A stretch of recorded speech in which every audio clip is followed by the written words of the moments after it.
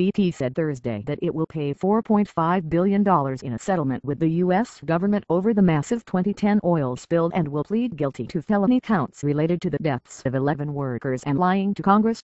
The figure includes nearly $1.3 billion in criminal fines, the largest such penalty ever, along with payments to several government entities. A person familiar with the settlement said to BP employees will also face manslaughter charges over the deaths of 11 people in the explosion of the Deepwater Horizon oil rig that triggered the massive spill. The person was not authorized to discuss the matter on the record and spoke on condition of anonymity. "We believe this resolution is in the best interest of BP and its shareholders," said Carl-Henrik Svanberg, BP's chairman. "It removes two significant legal risks and allows us to vigorously defend the company against the remaining civil claims." The settlement includes payments of nearly $2.4 billion to the National Fish and Wildlife Foundation, $350 million to the National Academy of Sciences and about $500 million to the Securities and Exchange Commission. London-based BP plc said in a statement that the settlement would not include civil claims under the Clean Water Act and other legislation, pending private civil claims and state claims for economic loss. The charges BP will plead guilty to include 11 felony counts of misconduct or neglect of ship's officers, 1 felony count of obstruction of Congress and 1 misdemeanor count each under the Migratory Bird Treaty Act and the Clean Water Act. The 11 counts related to the workers' deaths are under a provision of the Seamen's Manslaughter Act. The obstruction charge is for lying to Congress about how much oil was pouring out of the ruptured well.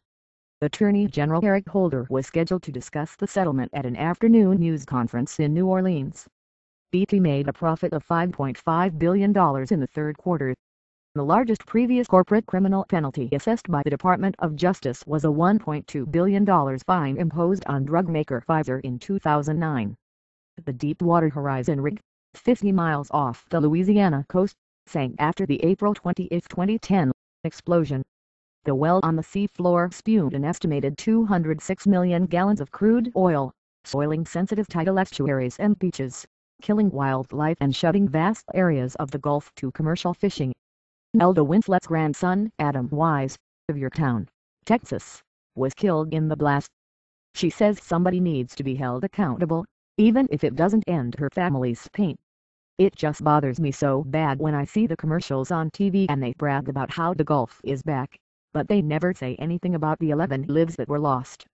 They want us to forget about it, but they don't know what they've done to the families that lost someone," she said.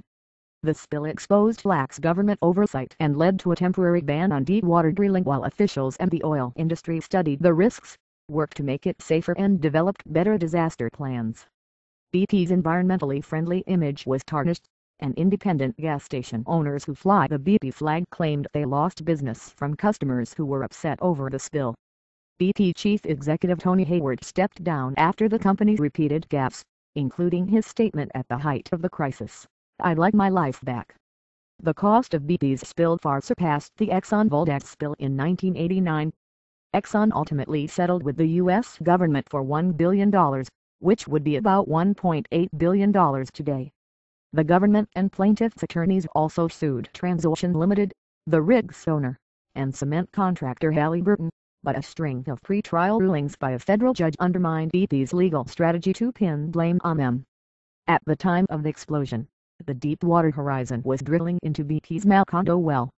The rig sank 2 days later,